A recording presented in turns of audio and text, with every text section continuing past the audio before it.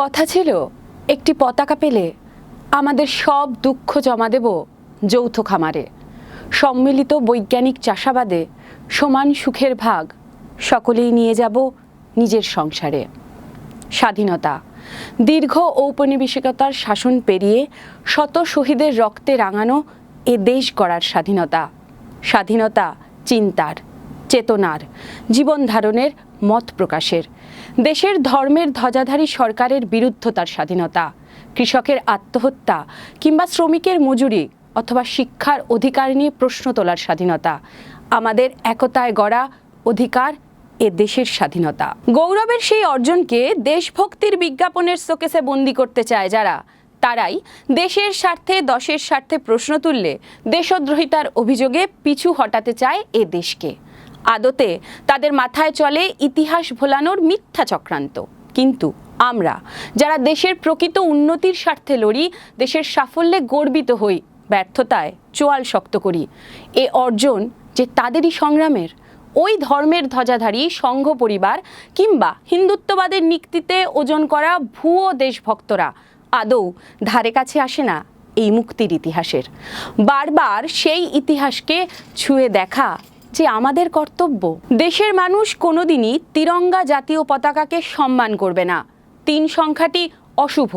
তিরঙ্গা যতদিন জাতীয় পতাকা থাকবে ততদিন মানসিকভাবে খারাপ প্রভাব ফেলবে এবং দেশের ক্ষতি করবে। গণপরিষদ তিরঙ্গাকে জাতীয় পতাকা হিসেবে স্বীকৃতি দেবার প্রতিবাদে 14ই আগস্ট 1947 এই কথাগুলো ফলাও করে ছাপা হয়েছিল সংঘের মুখপত্র দি অর্গানাইজারে। এমনকি স্বাধীনতার 52 বছর অবধি সংঘের হেডকোয়ার্টারে কোনোদিনই উত্তোলন করা হয়নি তিরঙ্গা জাতীয় পতাকা। বর্তমান আরএসএসের সার্টিফাইড দেশভক্ত এদেশের প্রধানমন্ত্রী নরেন্দ্র মোদী গান্ধীজির কথা বলেন, ভারত ছাড়ো আন্দোলনের গল্প বলেন, দেশপ্রেমের পাঠ পড়ান।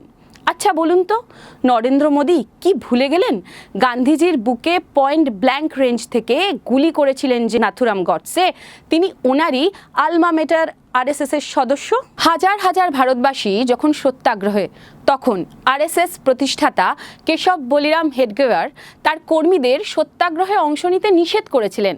তা মোদী সাহেবের মনে নেই? ওনার দলের পূর্বসূরি অটল বিহারী বাজপেয়ী বিপ্লবীদের ধরিয়ে দিয়ে ব্রিটিশ পুলিশকে সাহায্য করেছিলেন। একথা নরেন্দ্র মোদী জানেন না? মোদী সাহেবের গুরু শ্যামাপ্রসাদ মুখোপাধ্যায় লিখেছিলেন, নিজেদের প্রদেশের রক্ষণাবেক্ষণের স্বার্থেই ভারতীয়দের উচিত ব্রিটিশদের বিশ্বাস করা। ভাবুন তো, এমন গুরুর শিষ্যকে টিভি খুললেই দেশপ্রেমের ভাষণ দিতে দেখি প্রতিদিন। মোদিজির দাবি জাতিভেদ প্রথা মুছে ফেলে উন্নত গণতন্ত্রের বিকাশ ঘটাবেন। বুঝুন কাণ্ড।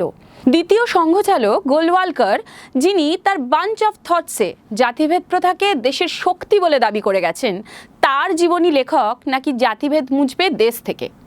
যার আদর্শগত অভিভাবক বালকৃষ্ণ শিবরাম মুঞ্জে মুসোলিনির সাথে সাক্ষাতের পর আনন্দে গদগদ হয়ে ভারতের উন্নতির জন্য ফ্যাসিস্ট শক্তির কামনা করে গেছেন, সেই নরেন্দ্র মোদী নাকি ভারতে গণতন্ত্র প্রতিষ্ঠা করবেন।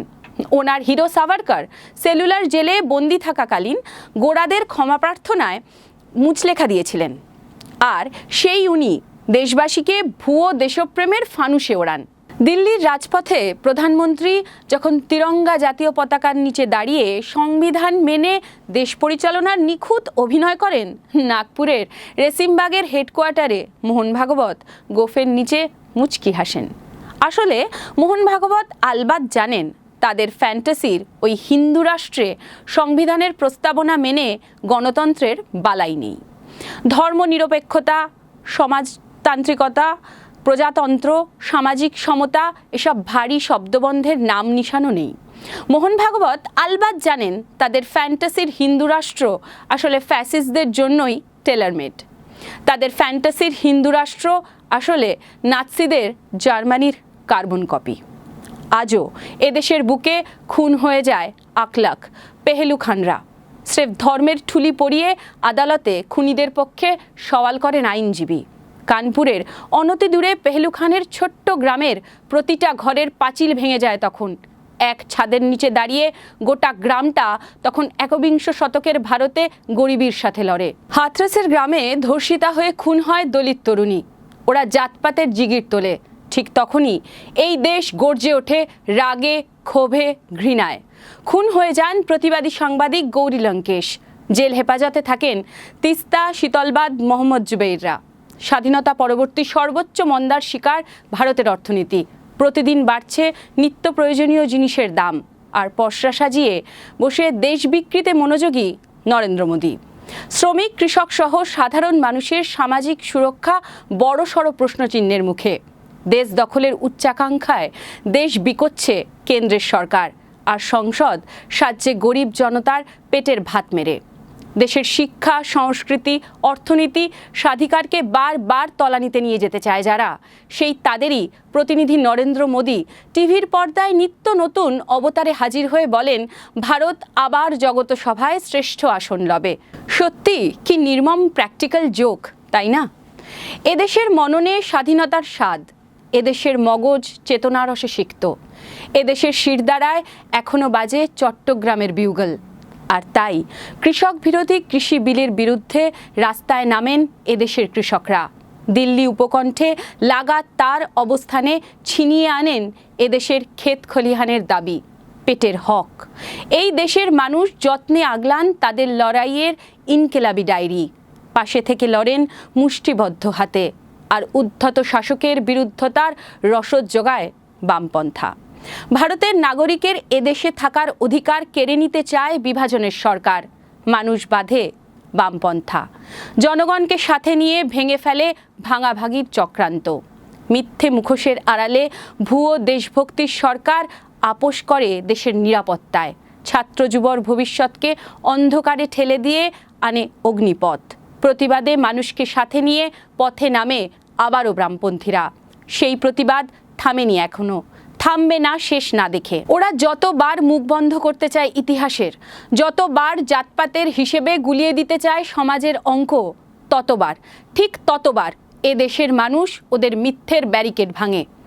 বামপন্থার সুফলা জমিতে এদেশের মাটি লড়াই চিনেছে বারবার, চিনেছে হকের দাবি ছিনিয়ে আনার সুখ। এ নিরন্তর ধারার বিশ্রাম নেই, আগল নেই কোনো। সেলুলার জেলে মিরাট ষড়যন্ত্র মামলায় যাবজ্জীবন সাজাপ্রাপ্ত ছিলেন এক কমিউনিস্ট, মুজফ্ফর আহমেদ।